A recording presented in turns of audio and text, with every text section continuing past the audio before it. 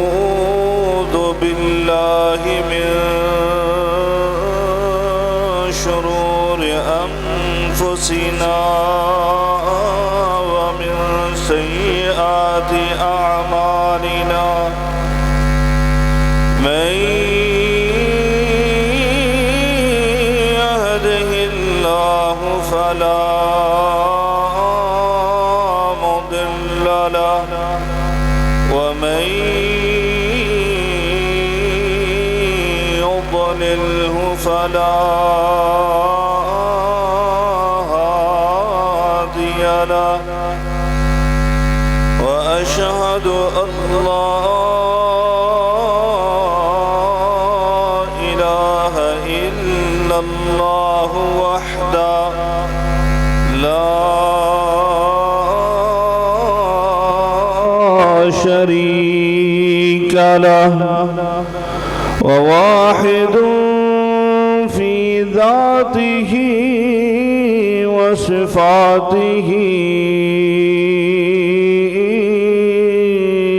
لا شريك له وواحد في ألوهيته ومعبوديته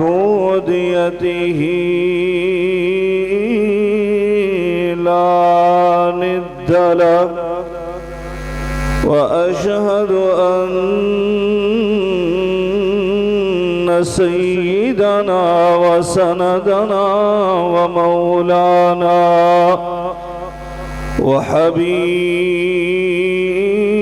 وحبيب ربنا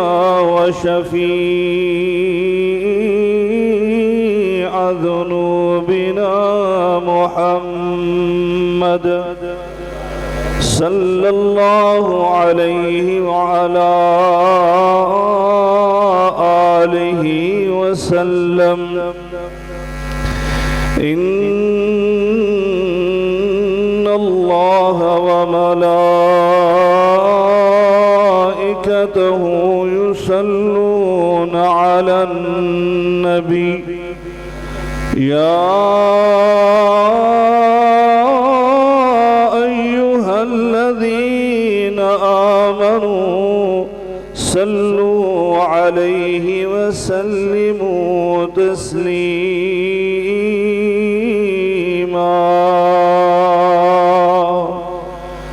اللهم صل على محمد وعلى آل محمد كما صليت على إبراهيم وعلى آل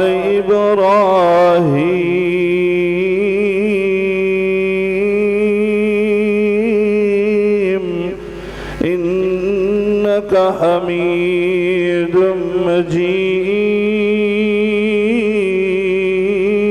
مجيد اللهم بارك على محمد وعلى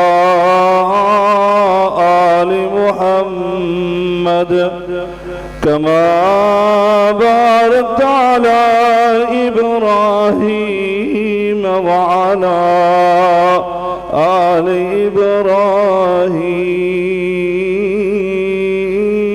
إبراهيم إنك حميد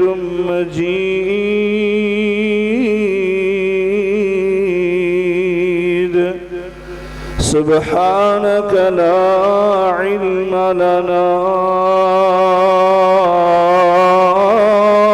إلا ما علمتنا سبحانك لا علم لنا إلا ما علمتنا إنك أنت العليم الحكيم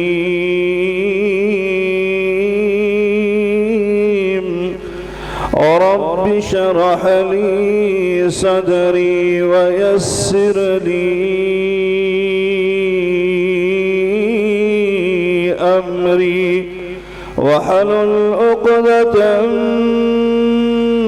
من لساني يفقه قولي.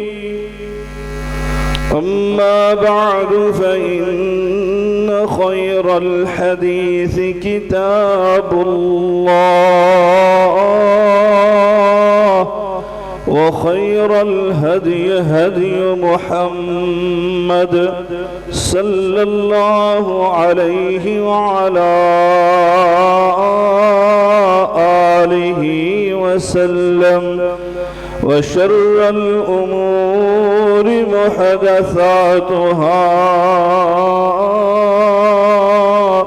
وكل محدثة بدعة وكل بدعة ضلالة وكل ضلالة في النار.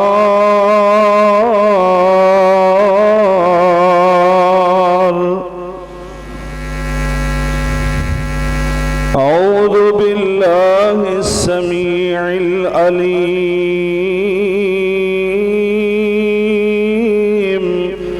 من الشيطان الرجيم. بسم الله الرحمن الرحيم. فإن آمنوا بمثل ما آمنتم به فقد اهتدوا. فإن آمنوا بمثل ما آمنتم به فقد اهتدوا. وإن تولوا فإنما هم في شقاق فسيكفيكهم الله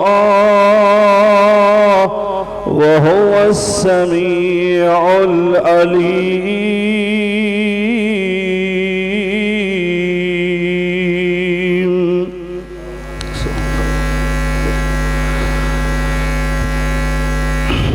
بزرگان من،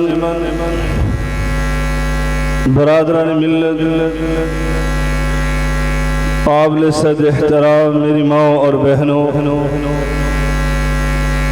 ہر قسم کی حمد و ثنا، بزرگی، برتری، بڑائی، کبریائی اللہ رب العالمین کی ذات بابرکات کے لیے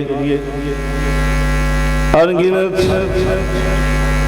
لا تعداد بے شمار درود و سلام سید الاولین والآخرین، امام المتقین، شفیع المذنبین، میرے اور آپ کے ہادی و رہنما جناب محمد الرسول اللہ صلی اللہ علیہ وعلا آلہ وسلم کی ذات اطہر پر ہوں۔ دوستوں اور بھائیوں، آج سے 1407 برس قبل انہی ایام میں مدینہ الرسول میں ایک عظیم حادثہ رونما ہوا، جس حادثے سے پوری کائنات بالعموم اور عالم اسلام بالخصوص متاثر ہوا، بلکہ اس عظیم حادثے کے اثرات آج تلک موجود ہیں،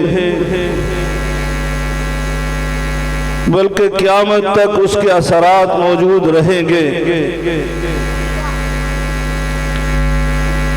وہ عظیم حادثہ جس کے اندر کئی حرمتوں کو پامال کیا گیا، ایک تو حرمت والے شہر مدینہ مدینہ منورہ، مدینہ طیبہ، مدینہ الرسول کی حرمت کو پامال کیا گیا، اور پھر حرمت والے ماہ مبارک ذی الحجہ، اس ماہ مبارک کی حرمت کو پامال کیا گیا، اور ان سب سے بڑھ کر ایک مسلمان کی حرمت کو پامال کیا گیا، اس کی جان اور اس کے گھر، اس کی چادر چار دیواری کو پامال کیا گیا، اور مسلمان بھی وہ عظیم مسلمان کہ جس کے فضائل، جس کے شمائل، جس کے محاسن، جس کے محامد میں سے صرف ایک فضیلت، ایک شرف، ایک عزت، ایک عظمت، ایک بلندی، ایک رفعت اسی کو بیان کر دیا جائے تو اس مقام میں وہ ایسا ہے کہ کائنات میں اس کی نظیر نہیں ملتی، وہ ایسی بے مثال اس کی عظمت ہے، اس کی بزرگی ہے کہ نہ اس سے پہلے جب سے یہ انسانیت مارد وجود میں آئی ہے اس وقت سے لے کر اس ہستی تک نہ کسی کو وہ شرف پہلے حاصل ہوا اور قیامت تک وہ ہو بھی نہیں سکتا، اور وہ عظمت، وہ بلندی، وہ رفعت وہ ذو النورین کی ہے۔ ذو النورین رضی اللہ تعالی عنہ، یہ ذو النورین کا لقب یہ معروف تو ہمارے ہاں جو ہے اسی مناسبت سے میں نے بات کی ہے، وگرنہ علماء نے اس کی اور بھی بہت ساری تفاصیل اور وجہ تسمیہ بیان کی ہے۔ دوستو اور بھائیو، یہ ایک عظمت ہی، یہ ایک بلندی اور رفعت اور یہ ایک مقام ہی ایسا تھا کہ جو اس کو دوسرے مسلمانوں سے ممتاز اور منفرد کرتا تھا کہ وہ عام نبی یا کوئی اور جلیل القدر پیغمبر کا دماغ نہیں تھا، بلکہ سید الانبیاء، خاتم الانبیاء، خاتم الرسل، صاحب قرآن، پیغمبر آخر الزمان جناب محمد الرسول اللہ صلی اللہ علیہ وسلم کا داماد تھا، اور داماد بھی ایک بیٹی نہیں بلکہ دو بیٹیاں آپ کے عقد میں رہیں، اور اس سے بھی بڑھ کر میرے آقا علیہ السلام نے جب ان کی دوسری لخت جگر حضرت عثمان غنی رضی اللہ تعالی عنہ کے عقد میں فوت ہوئی تو میرے آقا نے کہا تھا، ایک روایت میں، ایک حدیث میں 40 کے الفاظ اور دوسری میں 100 کے الفاظ ہیں، میرے آقا نے کہا، اے عثمان، تو میرا ایسا دماغ ہے، تو نے میرا دل اور میری آنکھیں ایسی ٹھنڈی کی رکھی کہ اگر مجھے اللہ 40 بیٹیاں عطا کرتا یا میرے پاس 100 بیٹیاں ہوتی میں ایک ایک کر کے تیرے عقد میں تیرے نکاح میں دیے جاتا اور تیرے نکاح میں وہ فوت ہوتی رہتی، میں ساری کی ساری بیٹیاں تیرے نکاح میں دے دیتا۔ اللہ اکبر۔ دوستو اور بھائیوں، حالانکہ وہ تو ایسی ہستی تھی جو جود و سخا کا ایک معیار بن گیا، شرم و حیا کا پیکر تھا۔ وہ ہستی میرے آقا علیہ السلام کی نظر انتخاب ایسے نہیں پڑی تھی، وہ ہستی تو ایسی تھی جو شرافت اور کرامت کا مرکز تھا، جو حافظ قرآن بھی تھا، جو جامع قرآن بھی تھا، جو ناشر قرآن بھی تھا۔ قرآن کے ساتھ ایسی محبت تھی کہ اس نے قرآن کو اپنے سینے میں محفوظ بھی کیا اور اس قرآن کو کتابی شکل بھی عطا کی، اور پھر پورے عالم اسلام کو بلکہ پوری دنیا میں اس قرآن کو پھیلایا بھی۔ وہ عثمان ذو النورین رضی اللہ تعالی عنہ، جو صبر کے، جو علم کے ایسے پیکر تھے، جو مہمان نوازی، جود و سخا کے ایسے پیکر تھے کہ میں حدیث پڑھ رہا تھا، میرے آقا علیہ السلام نے فرمایا، بلکہ راوی کہتے ہیں نظر رسول اللہ صلی اللہ علیہ وسلم الی عثمان، نبی کریم صلی اللہ علیہ وسلم نے ایک دن حضرت عثمان غنی رضی اللہ تعالی عنہ کو نبوت کی نظر سے پیار کے ساتھ دیکھا، اور دیکھنے کے بعد آپ نے زبان نبوت کو جنبش فرمائی اور فرمایا انہو شبیہم بابراہیم، یہ ابراہیم علیہ السلام کا شبیہ ہے، یہ ان کی مشابہت رکھتا ہے۔ اللہ اکبر۔ میں ان الفاظ پہ غور کر رہا تھا اور میں نے سیرت ابراہیم آپ کے سامنے بھی بیان کی۔ میں نے اس روشنی میں سیرت عثمان اٹھا کر دیکھی تو میں نے کیا دیکھا؟ حضرت ابراہیم علیہ السلام جیسے وہ مواحد تھے ویسے عثمان غنی مواحد تھا۔ جیسے ابراہیم علیہ السلام ہمہ وقت اسلام کے لیے قربانی کے لیے تیار رہتے تھے، اسی طرح عثمان غنی رضی اللہ تعالیٰ عنہ بھی تیار رہتے تھے۔ جہاں جہاں اللہ نے کہا اے ابراہیم یہ میرے لیے کام کرو، یہ قربانی پیش کرو، بلکہ قرآنی الفاظ اسلم، اے ابراہیم مطیع ہو جا، فرما بردار بن جا۔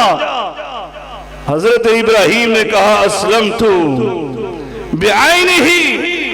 حضرت عثمان غنی رضی اللہ تعالی عنہ نے دیکھا جب جب میرے رسول نے اللہ کے حکم سے اپنے صحابہ کو کہا اسلموا، مطیع ہو جاؤ، فرما بردار بن جاؤ، یہ قربانی پیش کرو، مجھے اس بات کی ضرورت ہے کون ہے جو میری اس خواہش کو پورا کرے، میرا مطیع اور فرما بردار بن جائے۔ حضرت عثمان غنی رضی اللہ تعالیٰ عنہ سب کر لے جانے والوں میں سے تھے۔ کہا اللہ کے رسول اسلمنا، اور اس اسلمنا میں اسلمت اولا، اے اللہ کے رسول ہم سب آپ کے مطیع اور فرما بردار، لیکن ان سب میں سب کر لے جانے والا سب سے پہلے آپ کا مطیع اور فرما بردار بنتا ہوں۔ اللہ اکبر۔ دوستو اور بھائیو، میں نے جب اٹھا کر دیکھا تو کیا نظر آیا؟ حضرت عثمان غنی رضی اللہ تعالی عنہ، وہ اسلام لانے والے چوتھے مرد ہیں، اور اگر آپ غور کریں گے تو مجھے نظر آتا ہے حضرت ابو بکر صدیق رضی اللہ تعالی عنہ کے بعد پہلے آزاد مرد ہیں جنہوں نے اسلام کو قبول کیا۔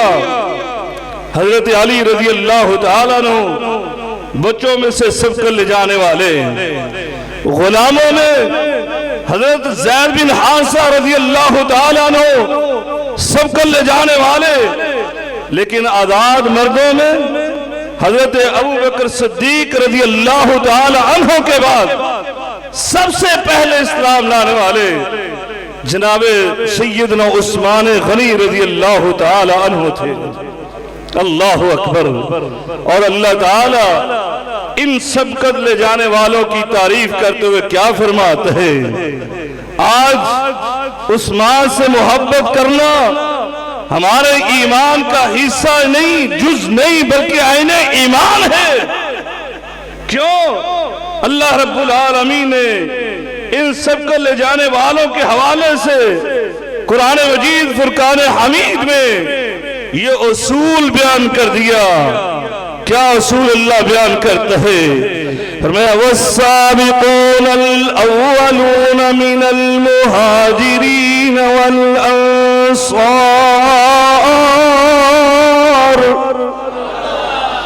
والسابقون الاولون من المہاجرین والانصار والذین اتبعوهم بإحسان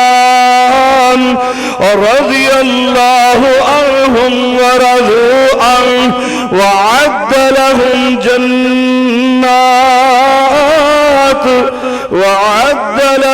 جنات تجری تحتها الانہار خالدین فیہا ابدا ذالک الفوز العظیم۔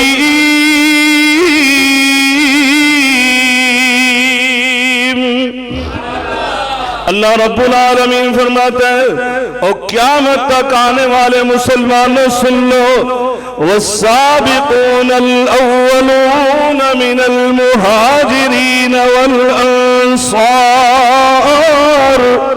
یہ مہاجر اور انصار میں سے سبقت کرنے والے، کون سبقت کرنے والے؟ جو پہلے پہلے اسلام لانے والے۔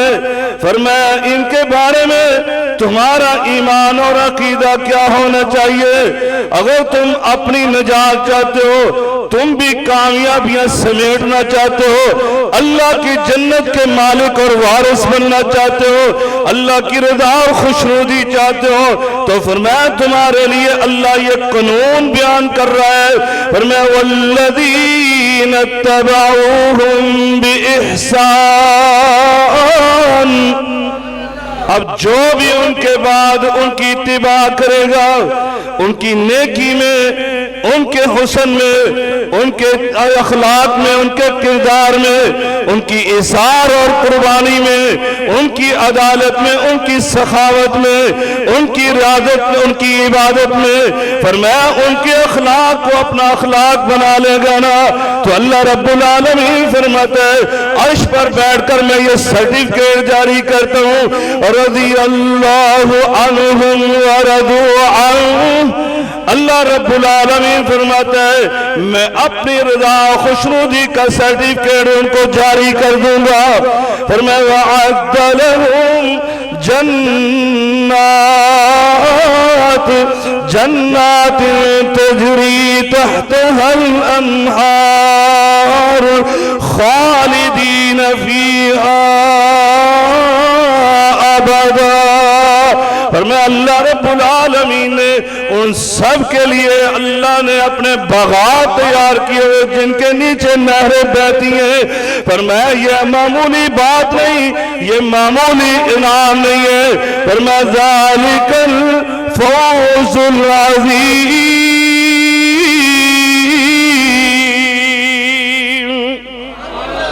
یہ ان سب کے لیے عظیم کامیابی ہے۔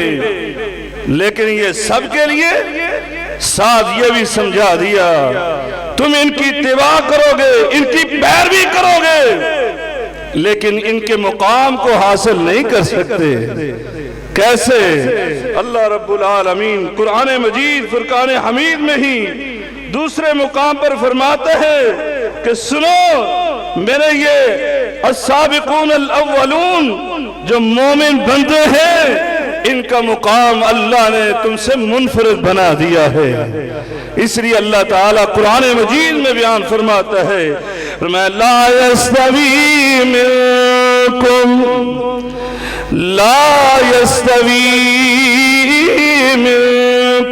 من انفق من قبل الفتح وقاتل لا يستوي منكم من انفق من قبل الفتح وقاتل أولئك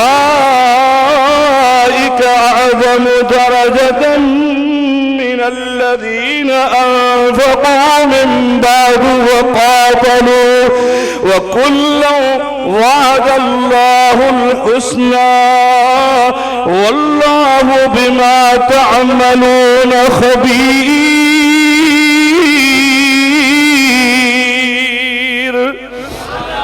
اللہ رب العالمین فرماتے ہیں تم میں سے جو فتح مکہ سے قبل ایمان لے کر آئے اور انہوں نے دین اسلام کے لیے قربانیاں پیش کی نا، من انفق من قبل الفتح وقاتل، جہاد بالنفس بھی کیا اور جہاد بالمال بھی کیا نا، اللہ کے راستے میں اپنی جانیں لے کر بھی نکلے، میدان قتال میں بھی آئے اور ساتھ ساتھ اللہ کے راستے میں اپنے مال کو بھی خرچ کیا۔ فرمایا اولئک اعظم درجة من الذین انفقوا من بعد وقاتلوا، فرمایا جو ان کے بعد فتح مکہ کے بعد ایمان لے کر آئے یہ بھی میدان قتال میں نکلے، والذین اتبعوہم بإحسان، اب ان کے نقش قدم پر یہ بھی نیکیاں کرنے لگے، یہ بھی اللہ کے راستے میں اپنا رزق حلال خرچ کرنے لگے۔ فرمایا سنونا یہ کبھی بھی جتنا بھی اللہ کے راستے میں خرچ کر دیں یہ کبھی بھی ان سابقون الاولون کے درجے کو نہیں پہنچ سکتے۔ اللہ اکبر۔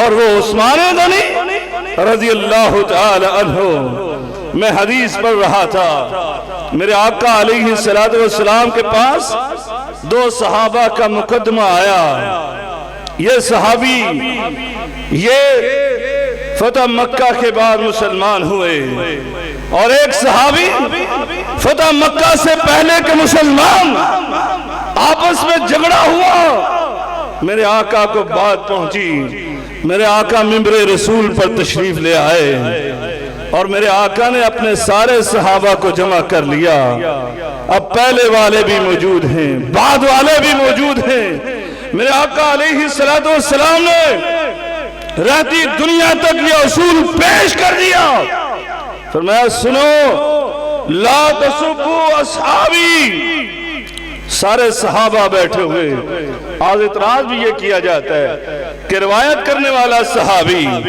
وہ بھی روایت یہی کر رہا ہے، میرے آقا صحابہ کو بیان کر رہے ہیں، یہ کن کو بیان کیا جا رہا ہے؟ سارے صحابہ، اور ان کو ہی کہا جا رہا ہے کہ صحابہ کو گالی نہ نکالو، یہ اعتراض کیا جاتا ہے۔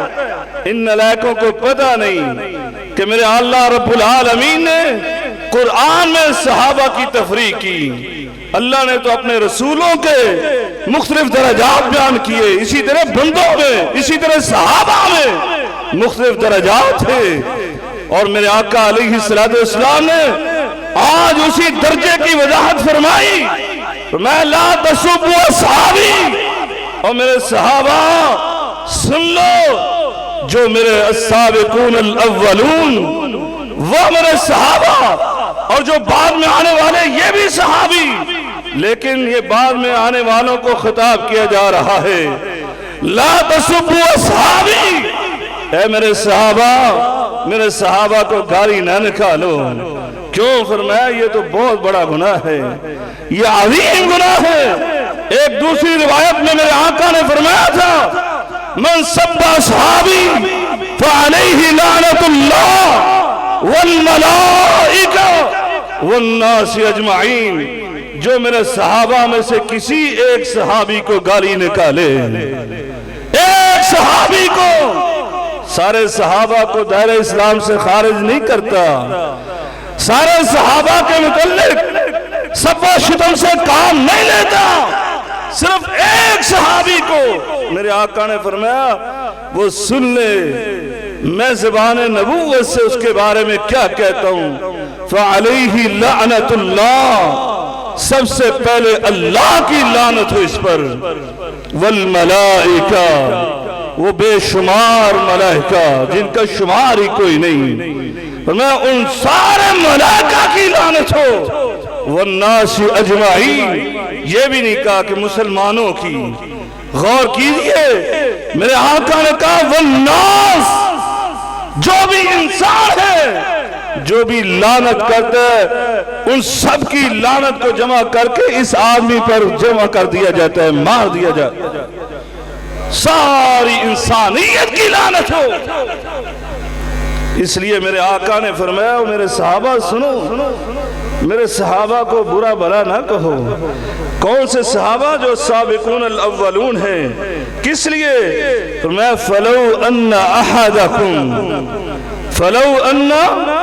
احدکم انفق مثل احد ذہبا، اگر تم میں سے ایک سخی اٹھے اور احد پہاڑ جتنی گندم نہیں، احد پہاڑ جتنے چاول نہیں، احد پہاڑ جتنے روپے پیسے نہیں، فرمایا احد پہاڑ جتنا سونا اللہ کے راستے میں خرچ کر دے.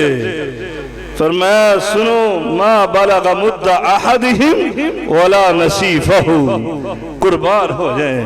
میرے آقا نے کہا یہ اللہ کے راستے میں احد پہاڑ جتنا سونا خرچ کرنے والا، یہ میرے صحابہ کے ایک مٹھی بھر جان اللہ کے راستے میں تقسیم کیے جانے والوں کا مقابلہ نہیں کر سکتے. بلکہ اور آگے فرمایا ولا نصیفہ، بلکہ یہ تو آدھی مٹھی بھی اگر اللہ کے راستے میں جا خرچ کر دیتے ہیں، گندم خرچ کر دیتے ہیں، تو یہ احد پہاڑ جتنا سونا خرچ کرتا ہے تب بھی ان کے مقام کو نہیں پہنچ سکتا. اس لیے دوستو یہ وہ صحابہ کرام ہیں، اور ان میں سے یہ عثمان غنی رضی اللہ تعالی عنہ جو اسلام لانے میں چوتھے نمبر پر، اور قربان ہو جائیں ایک نمبر ایسا لے گئے کہ کوئی بھی اس میں ثانی نہیں بن سکا.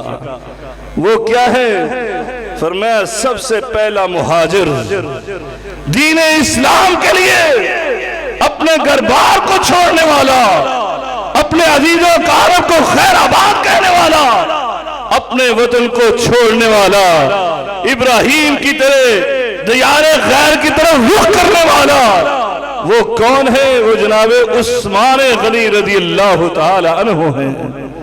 سب سے پہلے حبشہ کی طرف ہجرت کر کے گئے، اپنی زوجہ محترمہ میرے آقا علیہ السلام کی لخت جگر سیدہ رقیہ رضی اللہ تعالی عنہا وہ بھی ساتھ ہیں. اللہ اللہ، میں حدیث پڑھ رہا تھا، میرے آقا علیہ السلام کو پتہ چلتا کہ وہ حبشے کی طرف سے آیا ہے، آپ دوڑ کر اس کے پاس جاتے، اپنے عثمان کے بارے میں، اپنی بیٹی کے بارے میں پوچھتے ہیں ان کی کوئی خبر ہے؟ اللہ اللہ، ایک عورت نے بتایا میں نے ان کو ایک بازار میں دیکھا تھا، اللہ کے رسول میں نے ان کو حبشے کے ایک بازار میں چلتے ہوئے دیکھا تھا، دونوں ساتھ ساتھ تھے اور ٹھیک تھے. میرے آقا علیہ السلام نے اللہ کا شکر ادا کیا. دوستو اور بھائیوں، اور پھر صرف حبشے میں ہجرت نہیں کی، پھر مدینہ کی طرف بھی ہجرت کی. 2 ہجرتیں جناب عثمان غنی رضی اللہ تعالیٰ عنہ نے فرمائی دین اسلام کے لیے. اور میں جب ان کی سخاوت کو دیکھا تو اس سے پہلے ان کی امانت کو دیکھا اتنے پیسے اللہ نے کہاں سے عطا کیے؟ تو مجھے یہ ہجرت کا ایک نسخہ کیمیا یاد آ گیا، اللہ نے قرآن میں بیان کیا ہے۔ سننا چاہتے ہو؟ یہ اللہ رب العالمین امارت کا نسخہ بیان کرتا ہے۔ امیر ہونا چاہتا ہے کوئی آدمی تو وہ دین اسلام کے لیے ہجرت کر جائے۔ یہ میرے اللہ نے قرآن مجید میں یہ نسخے کو بیان فرمایا۔ حضرت عثمان غنی رضی اللہ تعالیٰ عنہ کو اللہ نے سخاوت کی وجہ سے بھی امارت دی، لیکن ساتھ ساتھ یہ نسخہ بھی یاد رکھو، سب سے پہلے ہجرت کی تھی، اس لیے دین اسلام میں سب سے زیادہ امارت بھی اللہ نے ان کو عطا فرمائی۔ اللہ تعالیٰ قرآن مجید میں کیا بیان کرتا ہے؟ وَمَن يُهَاجِرْ فِي سَبِيلِ اللَّهِ وَمَن يُهَاجِرْ فِي سَبِيلِ اللَّهِ يَجِدْ فِي الْأَرْضِ مُرَاغَمًا كَثِيرًا وَسَعًا وَمَن يَخْرُجْ مِن بَيْتِهِ مُهَاجِرًا إِلَى اللَّهِ وَمَن يَخْرُجْ مِن بَيْتِهِ مُهَاجِرًا إِلَى اللَّهِ وَرَسُولِهِ ثُمَّ يُدْرِكُهُ الْمَوْتُ فَقَدْ وَقَعَ أَجْرُهُ عَلَى اللَّهِ وَكَانَ اللَّهُ غَفُورًا رَحِيمًا۔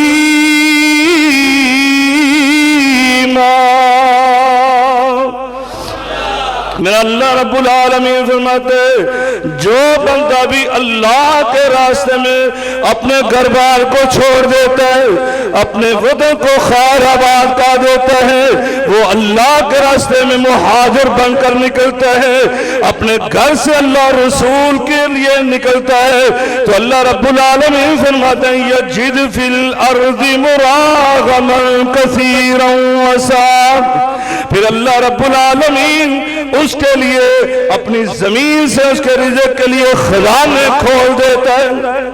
اللہ اکبر۔ پھر اس کو عثمان غنی جیسی امارت عطا فرما دیتا ہے، اور امارت کے ساتھ اللہ پھر دل بھی دیتا ہے، وہ اللہ کے راستے میں خرچ بھی کرتے ہیں۔ آپ حیران ہوں گے، آپ ذرا سیرت عثمان تو اٹھا کر دیکھیں۔ حضرت عثمان غنی لٹے پٹے مہاجر ہو کر پہلے مکے سے حبشہ پہنچے، حبشہ سے مدینے پہنچے، اور پہنچتے ہی کیا دیکھا؟ وہاں پر مہاجر جب پہنچے تو پانی کی قلت تھی، میٹھا پانی نہیں مل رہا تھا، وہاں تو انصاریوں کو خرید کر میٹھا پانی پینا پڑتا تھا۔ یہاں مہاجر بھی پہنچے، اب ان کے پاس تو کچھ بھی نہ تھا، اب پانی کی قلت پیدا ہو گئی۔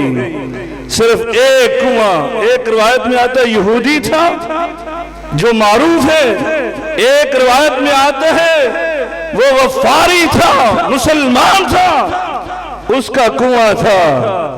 حضرت عثمان غنی رضی اللہ تعالیٰ عنہ کے پاس یہ بات پہنچی کہ میرے آقا نے اس غفاری کو ایک دن بلایا اور اس کو کہا مسلمانوں کو بڑی تنگی ہوتی ہے، میں تجھے اللہ کا رسول تیرے ساتھ یہ وعدہ کرتا ہوں، تو یہ کنواں اللہ کے لیے وقف کر دے، میں اللہ کی جنت میں ایک چشمے کا تیرے ساتھ وعدہ کرتا ہوں۔ اس غفاری نے کہا اللہ کے رسول بات یہ ہے کہ میری روزی روٹی تو اسی سے چلتی ہے، میرے گھر میں صرف اسی سے چولہا جلتا ہے، یہ تو میری روزی کا سبب ہے، اس لیے میں یہ کیسے کر سکتا ہوں؟ میرے آقا علیہ السلام نے جب اس کا یہ جواب سنا تو خاموشی اختیار کی۔ اب عثمان غنی رضی اللہ تعالیٰ عنہ کو یہ بات پہنچی، اب فوراً اس کے پاس گئے، اس کو جا کر کہا اللہ کے بندے تو یہ فروخت کر دے، میں اس کو خرید لیتا ہوں، تجھے پیسے دیتا ہوں، تو اس سے کوئی اپنا کاروبار کر لے۔ کہا کتنے پیسے دیں گے؟ آپ نے کہا تو کتنے مانگتا ہے؟ اس نے کہا 35,000 درہم۔ دوستو بھائیو، اس وقت آج کہتے ہیں 10 سال کے بعد آپ 100% مہنگائی اس کو اپنے حساب میں شامل کر لیں. 10 سال کے بعد 1400 سال پہلے کی بات ہے. 1400 سال پہلے کی. اس وقت اس نے 35,000 درہم مانگے. دراصل صرف کنواں نہیں تھا, اس کے ارد گرد زمین بھی تھی جو اس کنویں کے ساتھ اٹیچ تھی. اس نے اس کے 35,000 دینار مانگے. حضرت عثمان غنی رضی اللہ تعالیٰ عنہ نے 35,000 درہم اس کو عطا کر دیے. اللہ اکبر. اور پھر میرے آقا کی خدمت میں حاضر ہوئے. اللہ کے رسول, جو آپ نے بحر روما کی بات اس غفاری سے کی تھی, کیا وہ بشارت صرف اسی کے لیے ہے یا کوئی بھی انسان اس کو خرید کر اللہ کے لیے وقف کرے تو اس کے لیے بھی ہے؟ میرے آقا علیہ السلام نے کہا, عثمان جو بھی اللہ کے لیے یہ کام کرے یہ اسی کے لیے بشارت ہے. سیدنا عثمان نے کہا, اللہ کے رسول پھر میں آپ کے سامنے اس بات کا اعلان کرتا ہوں, میں نے اللہ کے لیے اس کنویں کو وقف کر دیا ہے. اللہ اکبر. اندازہ لگائیے, یہ مہاجر ہے, یہ ہجرت کر کے یہ بھی ابھی مدینے میں پہنچے ہیں. یہ نہیں ہے کہ وہاں پر وہ پہلے سے لینڈ لارڈ تھے, نہیں, بلکہ میں ایک روایت پڑھ رہا تھا, جو کچھ تھا آپ نے سب کچھ بیچ باچ کر جمع پونجی جتنی بھی تھی وہ 35,000 درہم کر کے اس کو عطا کیے. اللہ اکبر. پھر اللہ میرا صلہ بھی دیتا ہے. پھر میرے آقا علیہ السلام نے چند دنوں کے بعد کہا, کون ہے جو اس مسجد کو وسیع کرنے کے لیے مجھے پیسے دے اور یہ زمین خرید دے؟ سیدنا عثمان غنی رضی اللہ تعالی عنہ نے کہا, اے اللہ کے رسول میں خرید کر دیتا ہوں, اس زمین کو وسیع کر دیجئے. اب جو نمازیں پڑھتے ہیں اور دل میں بغض عثمان رکھتے ہیں وہ اسی مسجد میں نماز پڑھے. جس کے بارے میں یہ بغض کر رہے ہو اسی نے اس مسجد کو خرید کر زمین وقف کی ہے. اور پھر سیدنا عثمان غنی رضی اللہ تعالیٰ میرے آقا علیہ السلام غزوہ تبوک کے لیے تیاری کر رہے ہیں. میرے آقا نے کہا, کون ہے جو اس جہاد میں اپنے مال کے ساتھ میرا تعاون کرے؟ اللہ اکبر. بڑے بڑے صحابہ کرام اٹھے. حضرت ابوبکر صدیق نے تو اپنا سارا گھر کا مال لا کر پیش کر دیا. حضرت عمر فاروق نے اپنے گھر کا آدھا سامان پیش کر دیا. حضرت عبد الرحمن بن عوف نے بہت بھاری رقم آپ کو عطا کی, لیکن قربان ہو گئے. وہاں پر عثمان نے جو کردار پیش کیا, کھڑے ہوئے کہ اللہ کے رسول علیہ مئۃ فرس او مئۃ جمل باحلاسها واقتطابها. اللہ کے رسول مالو سالو سامان کے لدے ہوئے 100 اونٹ میں آپ کی خدمت میں پیش کرتا ہوں. اللہ اکبر. میرے آقا کے چہرے پر خوشی کے آثار نظر آئے. پھر آپ نے کہا, کون ہے جو میرے ساتھ مالی تعاون کرے؟ پھر عثمان کھڑے ہوتے ہیں. مشہور روایت تو 3 کی آتی ہے کہ 3 بار کھڑے ہوئے. میں علامہ قرطبی ان کی روایت پڑھ رہا تھا. آپ نے کہا, عثمان غنی رضی اللہ تعالیٰ نے 10 بار کھڑے ہوئے اور 1000 وہ ساز و سامان کے لدے ہوئے میرے آقا کی خدمت میں پیش کیے. اور پھر اسی پہ بس نہیں بلکہ اپنے گھر گئے, وہاں سے 1000 اشرفی اٹھائی اور لا کر میرے آقا کی گود میں ڈال دی. میرے آقا علیہ السلام ان اشرفیوں کو اپنی گود سے اٹھا کر ہوا میں اچھالتے ہیں اور پھر اپنی زبان نبوت سے یہ بشارت دیتے ہیں جو کسی صحابی کو نہیں دی. میں فرمایا, ما ذرہ بعد حال یوم عامل عثمان.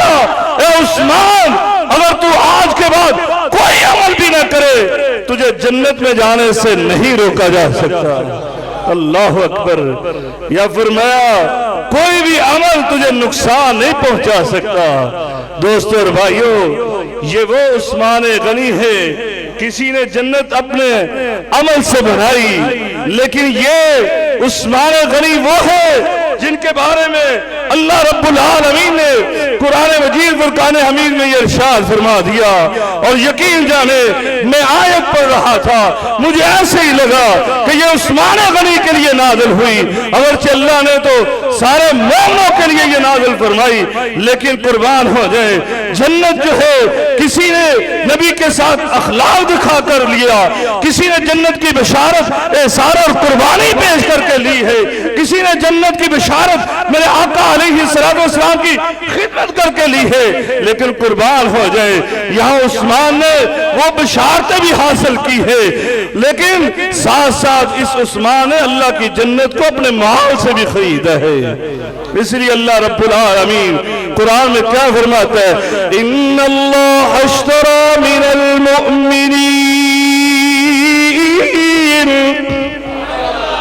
ان اللہ اشتری من المؤمنین، ان اللہ اشتری من المؤمنین انفسهم وأموالهم بأن لهم الجنة يقاتلون في سبيل الله فيقتلون ويقتلون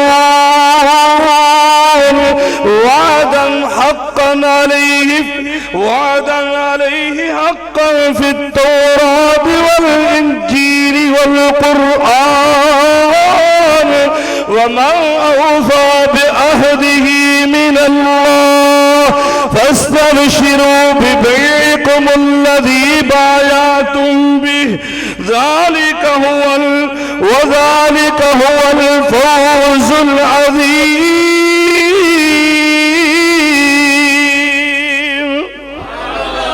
اللہ رب العالمین فرماتے ہیں اللہ نے بعض مومنوں کے ساتھ سودا کیا، سودا ان کی جانوں کے ساتھ بھی، ان کے مالوں کے ساتھ بھی، کس چیز کا؟ بِأَنَّ لَهُمُ الْجَنَّةَ، یہ جنت انہوں نے اپنی جان کے ساتھ بھی، اپنے مال کے ساتھ بھی خریدی ہے۔ اللہ اکبر۔ اور عثمان غنی انہی میں سے ہیں جنہوں نے اپنے مال کے ساتھ بھی خریدی اور اپنے جان کے ساتھ بھی خریدی۔ اللہ اکبر۔ اور دوستو بھائیو یقین جانے میں نے نکال کر تاریخ کو دیکھا اور پھر میں نے سعودیہ کے وزارت اوقاف و شؤون الاسلامیہ اس کی ویب سائٹ کو نکال کر دیکھا اور میں حیران ہو گیا۔ آپ کا ایمان تازہ کرنے کے لیے بتاتا ہوں، آپ بھی نکال کر دیکھ سکتے ہیں، گوگل میں ڈالیں گے آپ کے سامنے آ جائے گا بیرے روما کی تاریخ، اس کے بارے میں معلومات آپ کے سامنے آئیں گی۔ اللہ اکبر۔ عثمان غنی رضی اللہ تعالیٰ عنہ وہ صحابی ہیں جن کا صدقہ جاریہ آج بھی جاری ہے، آج بھی۔ آپ حیران ہوں گے، یہ ہے اخلاص کے ساتھ کیے جانے والے کام۔ 1400 سال پہلے کا خریدا ہوا کنواں آج بھی اللہ اس کو جاری اور ساری رکھے ہوئے ہیں۔ اللہ اکبر۔ وزارت اوقاف و شؤون الاسلامیہ اور وزارت زراعت جو ہے وہاں پر انہوں نے اس کنویں کی جو زمین ہے اس کو اپنے کنٹرول میں لیا اور اس میں آپ حیران ہوں گے 15,000 کھجوروں کے درخت ہیں، 15,000 جو حضرت عثمان کے آج بھی موجود ہیں، آج بھی اس کی زراعت ہو رہی ہے۔ اور ان کھجوروں سے مدینے میں کئی بڑی بڑی بلڈنگیں خریدی جا چکی ہیں، اور وہاں پر وہ جو کرائے پر بلڈنگیں دی جاتی ہیں وہ مال کو اور یہ کھجوروں کی آمدن سے پوری دنیا کے اندر یتیموں کی کفالت ہو رہی ہے، بیواؤں کی کفالت ہو رہی ہے۔ کئی مدارس، کئی دینی یونیورسٹیاں اسی خرچے سے چل رہی ہیں، جو عثمان غنی رضی اللہ تعالیٰ عنہ کے نام سے جاری ہے۔ اللہ اکبر۔ اس لیے میں قرآن کا وہ مقام پڑھ رہا تھا جس میں اللہ تعالیٰ قسمیں اٹھا کر اس انسان کی تعریف کرتے ہوئے کیا فرماتا ہے؟ بسم اللہ الرحمن الرحیم والتین والزیتون وطور سینین وهذا البلد الامین لقد خلقنا الانسان فی احسن تقویم ثم رددناه اسفل سافلین الا الذین آمنوا وعملوا الصالحات فلهم اجر غیر ممنون۔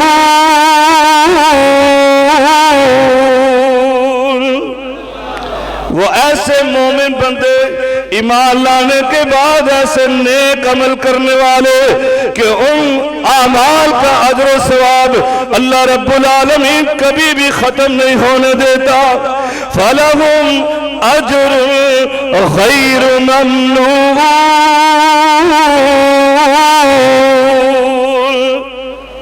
وہ عمل جاری اور ساری رہتا ہے اور اللہ اجر بھی جاری اور ساری رکھتا ہے۔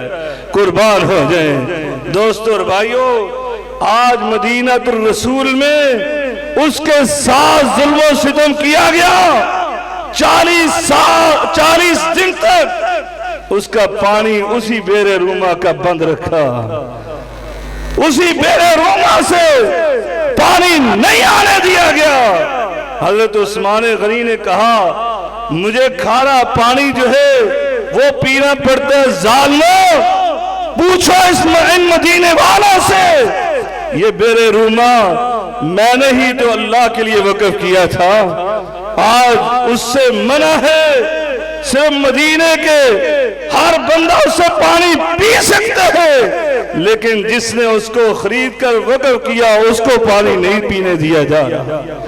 دوستو اور بھائیو، آج اس کے ساتھ ظلم و ستم ہوا اور آج اس کو گھر میں 40 دن محصور کرنے کے بعد اس کو 18 ذی الحجہ اس کی رات کو شہید کیا گیا۔